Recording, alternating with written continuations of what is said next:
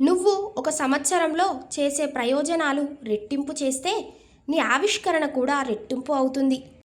సంపద అనేది జ్ఞానానికి బానిస మరియు మూర్ఖుడికి యజమాని.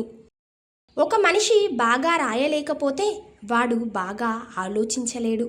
వాడు బాగా ఆలోచించలేకపోతే ఇతరులు వాడిని వారి కోసం వాడుకుంటారు. తప్పులు ఎవరైనా చేయగలరు, కానీ ఒక మూర్ఖుడు మాత్రమే తన తప్పులోనే కొనసాగుతాడు. అద్దంలో కొండ చిన్నదిగా కనిపించినంత మాత్రాన అది చిన్నదైపోదు. పెళ్లి చేసుకుంటే హక్కులు సగానికి తగ్గిపోతాయి, విధులు రెట్టింపవుతాయి. అప్పు చేయడం అంటే కష్టాలను కొని తెచ్చుకోవటమే. నేను బాగా పనిచేస్తున్నప్పుడు నాపై విమర్శలు వినటంలో గొప్ప విషయముంది. పెళ్లి చేసుకో, మంచి భార్య వస్తే సంతోషంగా ఉంటావు, చెడ్డది వస్తే తత్వవేత్తవి అవుతావు.